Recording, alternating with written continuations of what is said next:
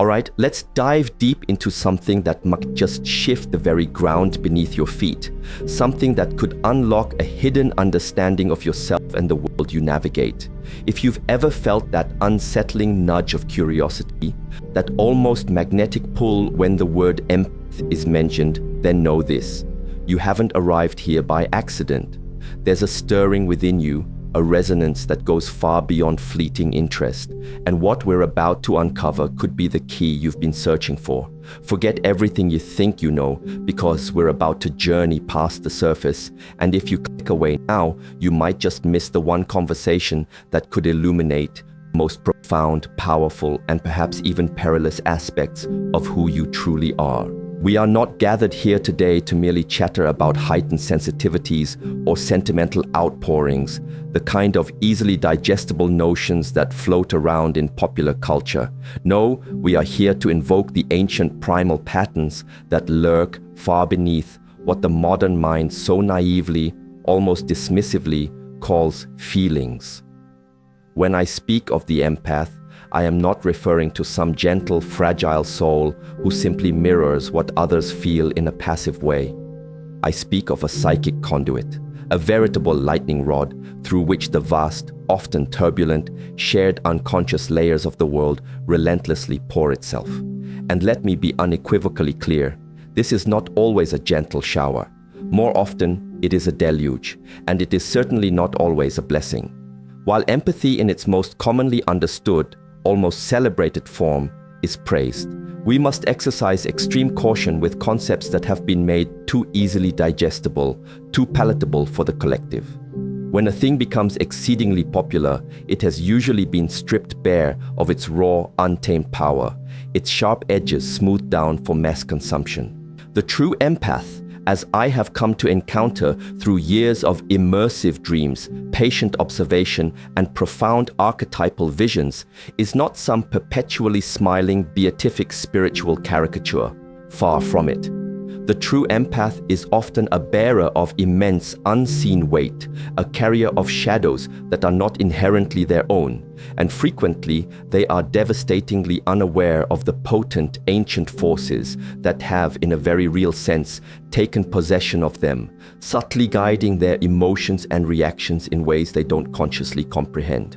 To truly grasp the depth and implication of this, we must be willing to look beneath the surface of conventional psychology, to journey even deeper than the observable interpersonal dynamics that shape our daily lives. The empath, in this more profound sense, is not merely psychologically attuned to others in a way that can be neatly explained by mirror neurons or learned social behaviors.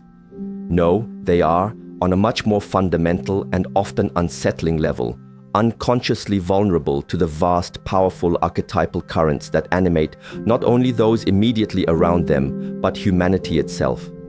Imagine for a moment a village healer from a time long past, perhaps kneeling in a desolate field during a period of great storms and communal strife, and suddenly, inexplicably, vomiting blood, not because they are physically sick in a personal, isolated sense, but because the land itself, the collective spirit of their community, has fallen profoundly ill. That is a glimpse into the essence of this kind of empath. They transmute energies they do not consciously own. They feel what was never theirs to carry in the first place. And herein lies the profound, often overlooked danger. Unless they become deeply and consistently conscious of this powerful, frequently overwhelming function, they risk being utterly devoured by it. Their own life force, their own unique essence, depleted in unconscious service to energies they neither invited nor truly understand. I am reminded of a particularly vivid dream from long before I possessed the precise language or intellectual frameworks to articulate these intricate archetypes.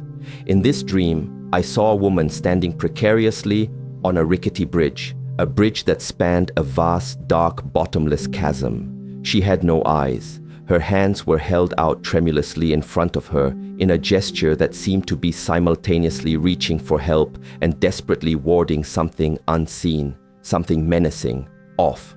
Below her, swirling in the shadowy abyss of the pit, were voices, countless disembodied voices crying out in heart-wrenching despair, in profound, unfulfilled longing, in utter, disorienting confusion. The woman on the bridge could not see them, yet she felt them with every fiber of her being, each anguished cry registering on her body like a fresh, stinging wound. That woman, in her poignant, symbolic blindness, is the empath. Her blindness is not literal, of course. It symbolizes a profound blindness to the true origin of her own suffering. She doesn't know where the voices, the pains, the anxieties of others end, and where her own authentic self, her own unique emotional landscape, begins. She has become, in essence, a psychic sponge, indiscriminately absorbing everything around her. But crucially, tragically, no one has ever taught her how to wring herself out, how to release what she has so unconsciously taken in. There is an immense, often dangerously underestimated peril in being such an open vessel without possessing the inherent wisdom of that vessel, without knowing how to consciously manage what flows in and what must be allowed to flow out. You see, the unconscious mind, that vast, ancient reservoir of all human experience, doesn't operate with a neat, tidy moral compass.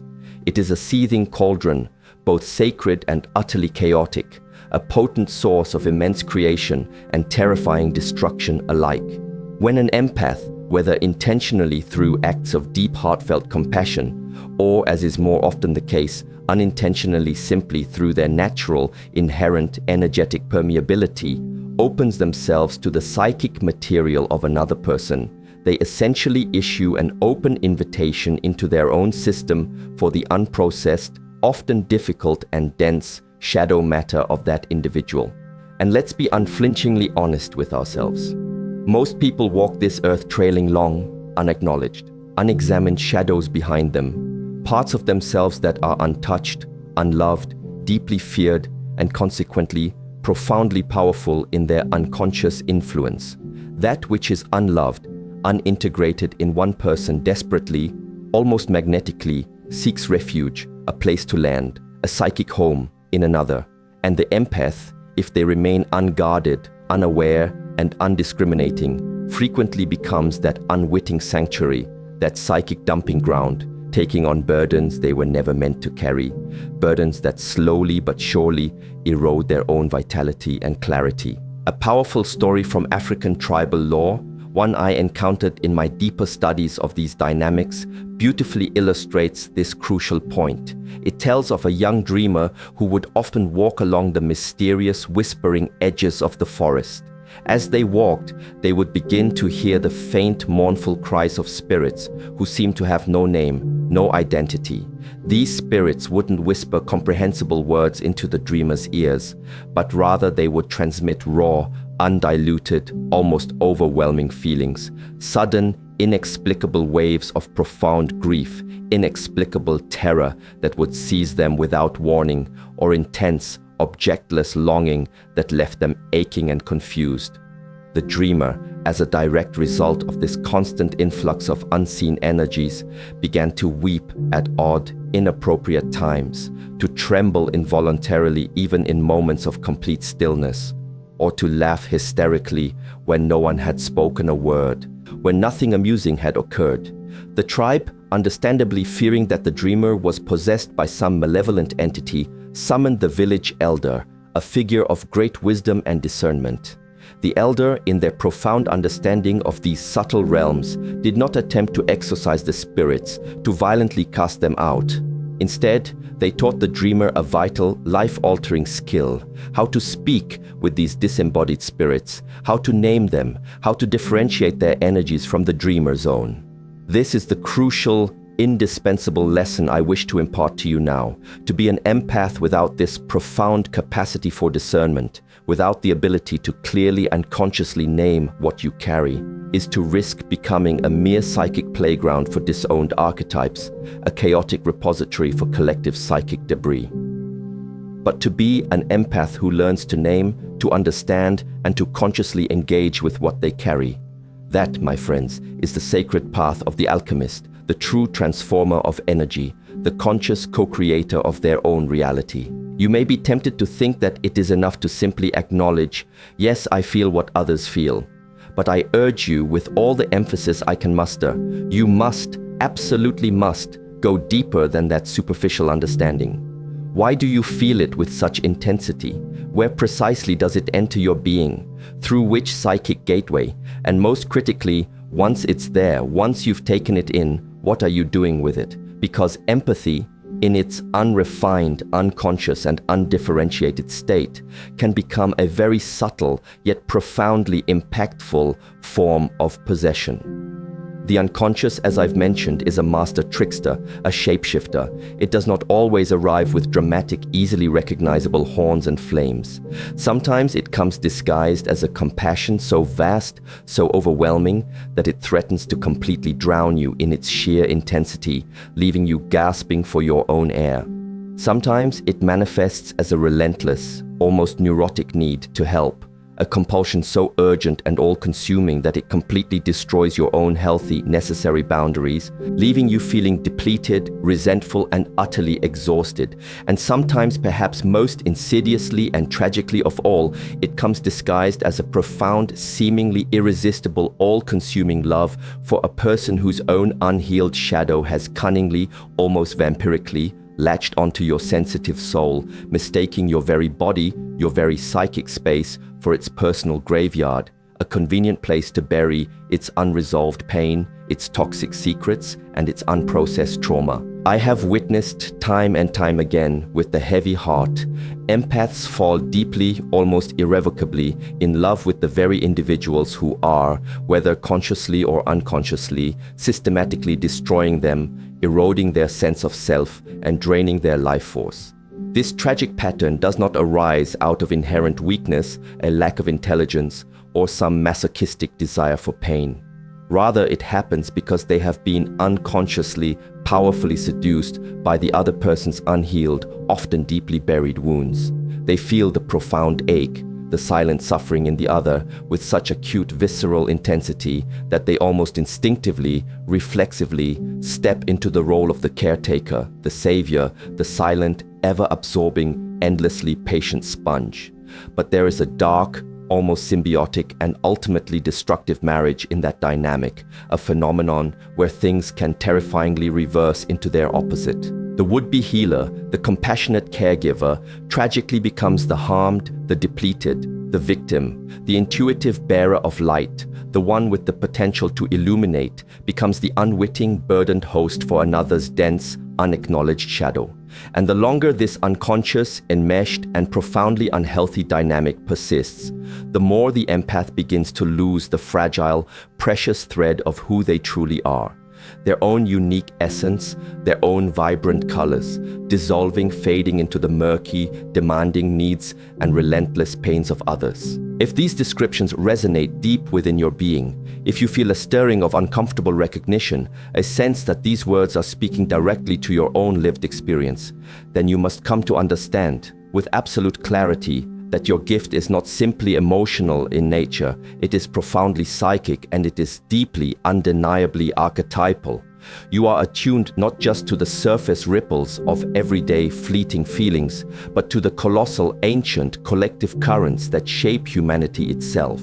The vast, invisible patterns of energy and consciousness that have played out through millennia of human existence. When someone enters your presence, it is not just their transient smile or their fleeting tears that you register on your sensitive internal radar. On a much deeper, often entirely unconscious level, you are sensing their entire lineage, the echoes of their ancestors, their buried and forgotten gods, their unlived lives full of potential and regret, their deepest, most hidden fears, and their most cherished, unspoken aspirations. And unless you have bravely, diligently made conscious, meaningful contact with your own vast unconscious, unless you have courageously traversed the often daunting, shadowy underworld of your own psyche, you will inevitably, repeatedly, be overwhelmed by this constant, immense, and often chaotic influx of psychic information from the world around you.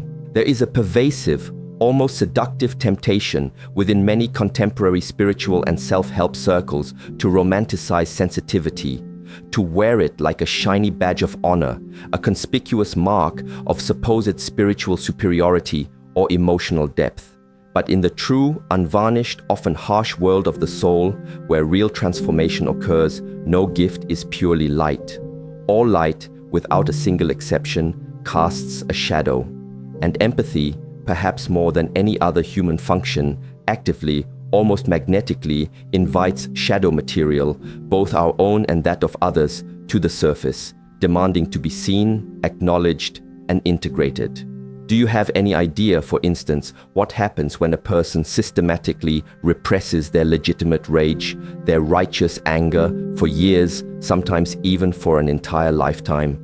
It does not simply dissipate into thin air, as if it never existed. It waits, it festers, it consolidates, it finds a hidden home in the psychic field, like a dormant, volatile volcano, silently building pressure.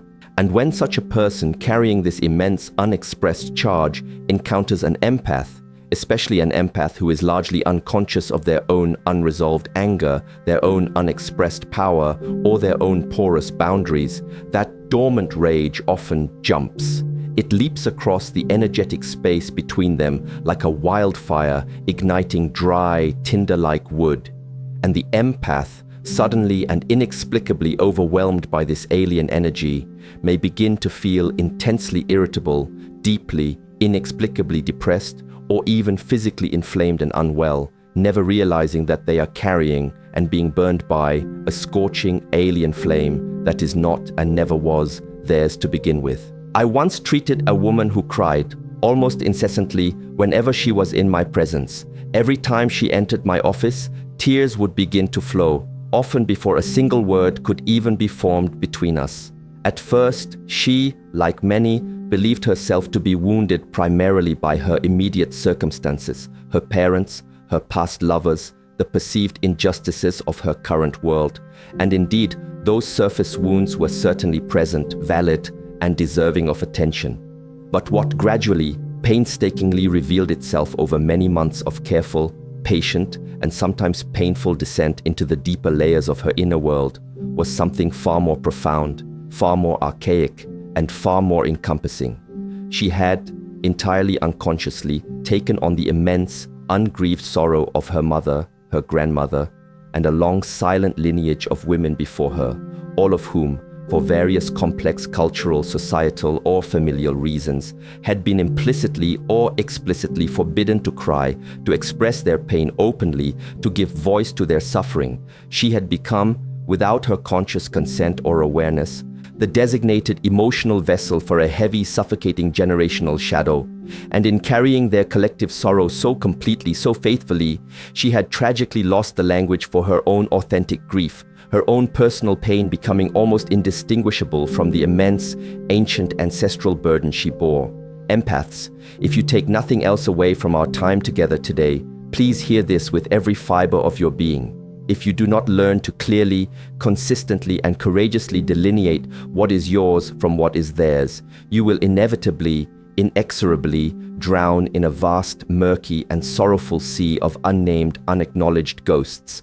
The gift of feeling is sacred, yes, undeniably so, but all sacredness, all true power, demands structure, containment, and conscious awareness. The vessel must be strong enough, conscious enough to contain the fire. Otherwise, the fire will most certainly consume the vessel. There is another powerful dream, an archetypal image that I feel compelled to share with you, as it so vividly illustrates the empath's potential predicament, the danger of becoming lost in the psychic labyrinth of others. A man finds himself standing in a vast, echoing, and somewhat eerie cathedral, a sacred space made entirely of highly polished mirrors. He begins to walk, and each hesitant step he takes resounds with a bewildering chorus of unfamiliar voices, whispers from unknown sources. He turns to look into one of the many mirrors, naturally expecting to see his own reflection, but instead, he is confronted by the tear-streaked face of a weeping, inconsolable child. He turns, startled, to another mirror, and there he sees the contorted face of a screaming soldier caught in the terrifying, brutal throes of battle. In yet another, he witnesses a dying mother breathing her last labored breath. All these myriad faces, these fleeting, poignant fragments of other people's lives, other people's intense pains and private sorrows, stare back at him from the mirrored surfaces, and he does not know who any of them are. He begins to scream, a desperate, anguished, soul-wrenching cry. Which one of these reflections is me? But the mirrors, in their cold, impartial objectivity, do not answer. They only reflect, endlessly, mercilessly reflect.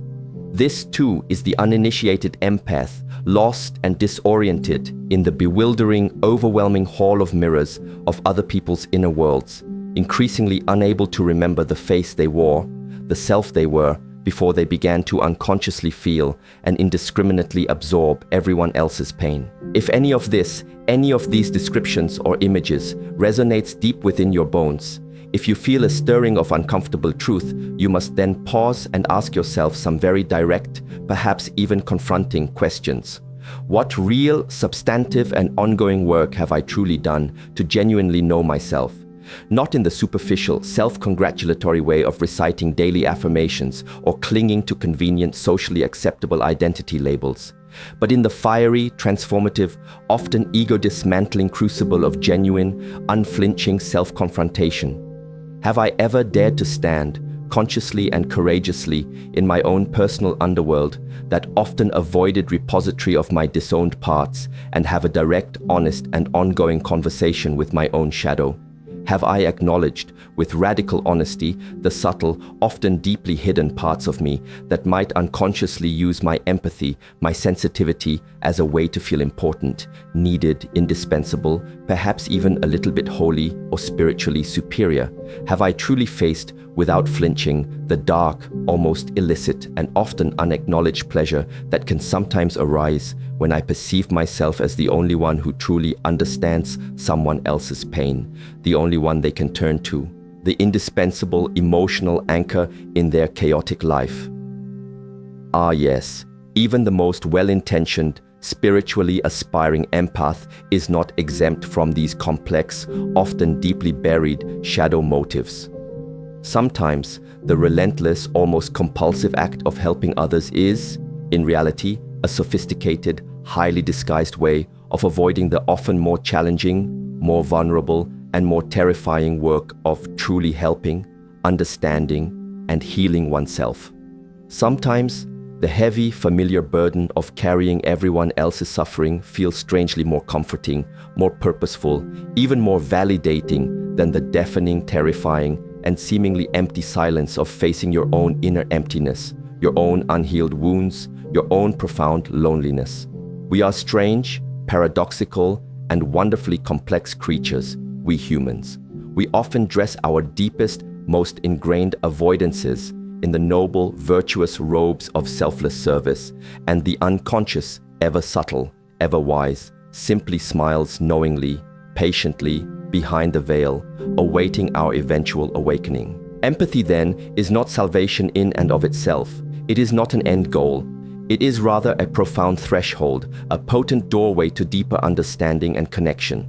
To cross this threshold wisely, to navigate its powerful, often turbulent currents without being repeatedly swept away and capsized, you must diligently learn and consistently practice the sacred art of boundaries. And here, I am not speaking of the rigid, impenetrable, fear-based walls of defensiveness that ultimately shut out life, connection, and joy. I am speaking rather of the porous yet discerning, flexible yet strong membrane of the individuated soul, a boundary that possesses the remarkable capacity to feel deeply and connect authentically, yet also to protect, define, and maintain its own integrity. It's the inner strength and clarity to be able to say, with both profound compassion and unwavering firmness, I feel you. I acknowledge your experience, but I do not become you. Your pain is not my pain. It's the hard-won capacity to affirm, both to yourself and to others, I see your wound, and I honor its presence. I acknowledge its reality, but I do not and will not house it within my own psyche, within my own energetic field. It's the profound wisdom to be able to declare with quiet confidence, I offer you my deep, unwavering presence, my attuned, compassionate listening, but I do not offer you my psychic possession, my energetic enmeshment. And this, I firmly, passionately believe, is the final, most crucial aim, the true flowering of conscious empathy. Not to indiscriminately absorb the other, not to unconsciously merge into an undifferentiated, chaotic soup of feeling, but to truly, deeply witness them in all their light and shadow, in all their complexity and contradiction, without ever losing the vital, grounding anchor of yourself in the process. There is perhaps no greater, more insidious tragedy for the empath than to become, over time, almost completely invisible to themselves, to be so deeply and consistently merged with the suffering, the dramas, the projections, and the unexpressed emotions of others that their own soul, their own authentic voice, their own unique song fades into a barely audible, almost apologetic whisper. And yet, this subtle, soul-crushing erosion happens every single day, all around us, often unnoticed and unacknowledged. It happens in marriages where one partner, typically the more sensitive one, unconsciously carries all the unexpressed emotions, the unspoken resentments, the silent anxieties of the other, functioning like an unpaid, unappreciated psychic servant. It happens in families where the most sensitive child, often without anyone consciously realizing it, becomes the designated emotional regulator for the entire dysfunctional household, a tiny burdened atlas holding up a world of adult anxieties, secrets, and unresolved conflicts.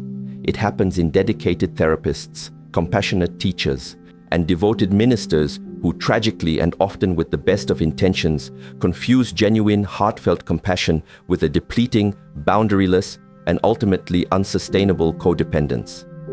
This pervasive, often deeply ingrained confusion is not benign. It is frequently a subtle yet powerful form of archetypal possession. The empath, operating without the essential ballast of deep, consistent inner work, without a strong connection to their own core self, and without clear, conscious boundaries, becomes unconsciously absorbed, almost hijacked, by the potent and pervasive wounded healer archetype, an ancient pattern known in Greek myth as the centaur Chiron, the wise teacher who was himself incurably wounded. And when this wounded healer archetype rises in the psyche unexamined, unintegrated, and unhealed, it often subtly yet powerfully demands ongoing suffering as a prerequisite for purpose, as a strange, twisted sort of validation for one's existence. One begins to believe, on a deep, often unconscious and cellular level, that they are meant to hurt, that their intrinsic value, their very reason for being, lies in their capacity to suffer alongside or even for others. This is a profound and incredibly dangerous distortion. It is the deeply entrenched shadow side of the otherwise noble healer complex. It's a state where one's entire identity, one's sense of self and purpose becomes inextricably, almost fatally, tethered to pain, not the conscious, transformative, alchemical pain of genuine shadow work and spiritual growth, but the endless, exhausting, soul-depleting reenactment of unconscious service to the brokenness, the unhealed wounds, and the emotional immaturity of others. The empath, caught in this painful, repetitive loop, gradually, almost imperceptibly, loses their autonomy, their personal agency, their ability to make choices aligned with their own true needs and desires. And this insidious loss of self occurs not out of pure, selfless kindness or enlightened compassion, as they might tell themselves, but because the archetype, the ancient powerful pattern of the suffering servant, the perpetual martyr, has effectively silently seized the reins of their life, dictating their choices, their feelings, and their reactions from a place deep within the unconscious, a place untouched by conscious awareness or critical discernment. You must come to understand, with every fiber of your being, that archetypes are not mere metaphors, not quaint psychological constructs to be discussed academically in detached intellectual terms. They are living, breathing, dynamic patterns of psychic energy, potent forces that are older than language itself, older than recorded human history, embedded deep within the shared ancient layers of human experience. When you feel that irresistible, almost gravitational pull to help someone, even when it is clearly to your own detriment, when it depletes your resources and violates your boundaries, when you feel utterly drained, depleted, and almost psychically assaulted after simply being in a room with certain people or in certain emotionally charged environments, when you feel an almost addictive, intoxicating elation or a profound sense of validation from being desperately needed by another, from being their sole source of comfort or understanding, pause. Take a deep conscious breath. These intense, often overwhelming experiences are not always simply your personal feelings, your individual preferences, or your conscious choices. They may very well be the subtle, or sometimes not so subtle, voices of these ancient, invisible, and incredibly powerful forces acting through you, using your sensitivity as a conduit. The archetype of the savior, needing to rescue, the martyr, needing to sacrifice, the all-giving, self-sacrificing mother, needing to nurture at all costs, even the seducer who often gains power and control through exquisitely understanding and meeting others' deepest unspoken needs. All of these potent archetypal energies can subtly, insidiously slip into the unconscious field of the empath and animate them like a puppet on unseen yet incredibly powerful spiritual strings. But puppets, by their very nature, do not individuate. They do not grow into their own unique, authentic wholeness. They merely perform roles assigned to them by an external, often unseen, puppeteer.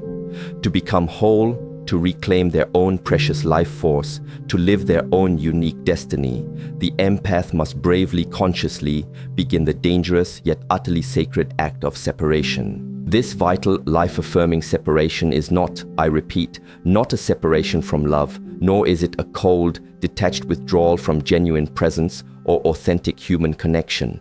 It is rather a courageous, conscious separation from unconscious entanglement, a firm, unwavering refusal of psychic fusion and emotional enmeshment.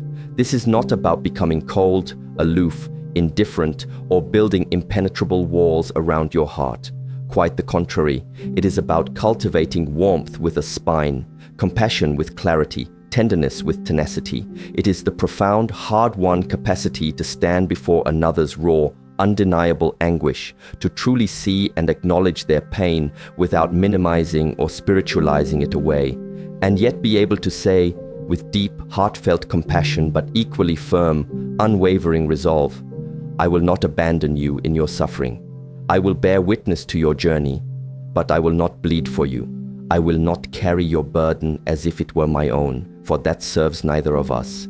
It is to feel the powerful, overwhelming tidal wave of someone's unspoken grief, their unexpressed rage, their silent despair, wash towards you, and to be able to respond from a place of deep, centered strength, a place of unwavering inner groundedness. I will sit beside you in this storm. I will offer my unwavering, compassionate presence. But I will not become the ocean of your emotion. I will remain firmly, consciously anchored on my own shore. An image arises now, a poignant and powerful dream from one of my patients that so beautifully, almost painfully, illustrates this crucial dynamic of unconscious, empathic entanglement. She dreamt she was lost in a vast, primordial forest, an ancient and impossibly tangled wood with gnarled skeletal roots that reached like grasping, desperate fingers through the very fabric of time itself. In the very eerie, shadowed center of this ancient forest stood a moss-covered stone well, its depths dark, mysterious, and seemingly, terrifyingly bottomless. Around this ominous well sat a silent, mournful circle of empaths, men and women, their hands cupped protectively over their aching hearts, weeping with a profound, almost inconsolable sorrow. And deep within the dark, stagnant waters of the well, they saw reflected, like ghostly apparitions, the shadowy, distorted figures of those they loved, those they felt an overwhelming, compulsive need to help, to save, to fix. The empaths peered intently, desperately into the murky depths, hoping, praying, desperately believing that if they cried enough, if they cared enough, if they poured enough of their own precious emotional energy, their own life force, into that insatiable well, they might somehow, miraculously, draw those beloved suffering shadows out from the darkness and into the redeeming light. But the well, you see, in its archetypal symbolism, had no end, no bottom, and their tears, their sorrow, their very essence, only served to feed it, to make it deeper, darker, and more powerful. This, too, is precisely what happens when empathy becomes a blind, unconscious compulsion. It inadvertently, tragically feeds the very darkness, the very unresolved pain, the very stagnant energy it so desperately, nobly hopes to redeem. For there is a secret, an uncomfortable, often resisted truth that few dare to speak aloud in our contemporary culture.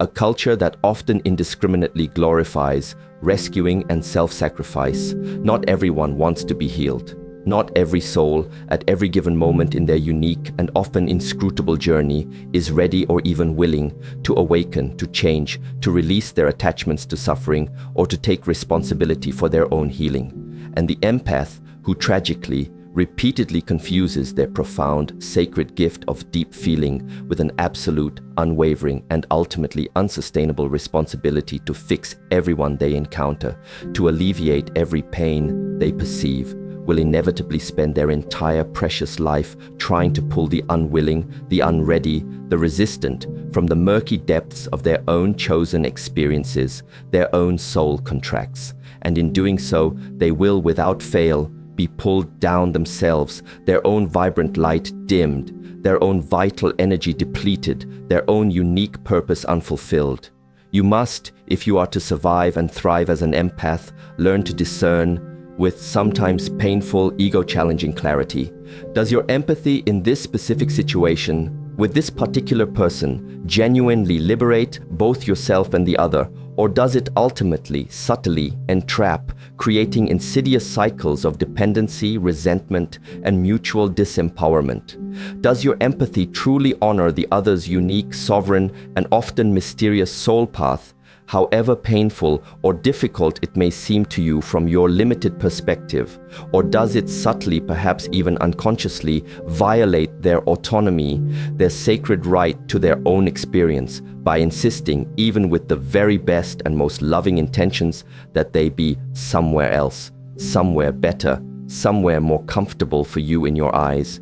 Even the noble, altruistic act of healing, of wanting to help, can become a subtle, highly disguised form of control, a way of managing your own anxiety when it arises primarily from your own unacknowledged fear, your own deep discomfort with another's pain, or your own unconscious need to see others conform to your idea of well-being, of what their life should look like. We see this insidious shadow play out in various subtle yet deeply impactful ways in the complex tapestry of human relationships.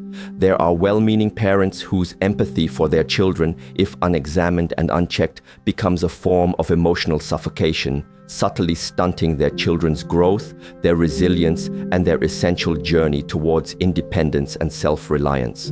There are passionate lovers whose exquisite, heightened sensitivity, if not balanced with clear boundaries and mutual respect, subtly morphs into a sophisticated tool for emotional manipulation, for unconsciously keeping the other person bound to them through a complex web of guilt, obligation, or the fear of causing pain. There are devoted friends whose deep, unwavering compassion, if it remains unexamined, can subtly mask an underlying unconscious need to be utterly irreplaceable, the sole confidant, the one who gets them like no one else, thereby fostering a subtle dependency rather than true, mutual empowerment. All of these complex, often painful and frequently unconscious contortions of genuine human connection represent the deeply challenging shadow side of empathy, that hidden territory where authentic care can tragically become a form of unspoken currency, and the profound sacred ability to feel deeply can be twisted, often unknowingly, into a subtle tool for unconscious power plays, for meeting one's own unmet needs through the guise of selfless giving. You may recoil at this stark description, thinking with conviction, "Oh, that's not me. I would never do that. My intentions are pure." But if you are truly deeply empathic, if your sensitivity runs to the very core of your being, I urge you, I implore you to turn that incredible, penetrating capacity for feeling inward with radical, unflinching honesty. Ask yourself, in the quiet, sacred sanctuary of your own heart, where has my precious gift, my innate sensitivity, perhaps become a subtle, convenient mask I wear, a role I play? Where do I perhaps unconsciously confuse genuine, freely offered connection with a heavy, burdensome sense of obligation, or a desperate, insatiable need to earn love and acceptance through endless giving? Where have I, perhaps without even realizing it, subtly, skillfully made myself utterly essential to others, the linchpin of their emotional well-being, as a deeply ingrained, often terrified way to avoid the profound discomfort, the terrifying vulnerability of being truly, authentically alone with myself, with my own unmet needs, my own unhealed wounds, my own silent sorrows? This profound line of questioning, this courageous inner inquiry, isn't an exercise in harsh self-judgment or relentless self-criticism. It is rather a sacred, indispensable invitation to the transformative path of integration, of becoming truly, authentically whole. For true empathy, the kind that genuinely heals, empowers, and uplifts, rather than depletes, entangles, and ultimately disempowers, is not the indiscriminate, unconscious taking on of another's pain like a psychic vacuum cleaner. It is instead the courageous, centered, and deeply compassionate witnessing of it without losing one's own core, one's own ground, one's own distinct sense of self.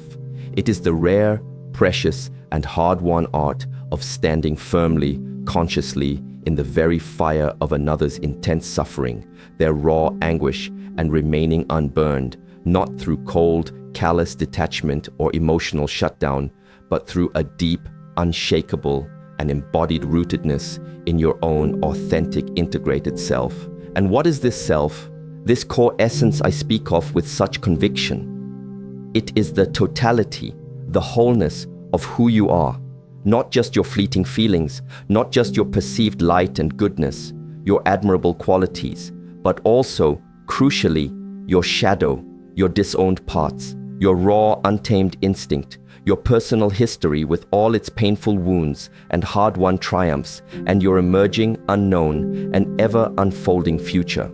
The self is not merely an idea, a philosophical concept, or an intellectual abstraction. It is the living, breathing, dynamic, and sacred center of the psyche, the luminous sun around which all the archetypes, all the myriad parts of you, orbit like planets in a vast, intricate solar system. When the empath finally discovers, consciously connects with, and learns to consistently anchor into this profound, unwavering inner center, they cease to be endlessly, helplessly porous, like a sieve unable to hold water.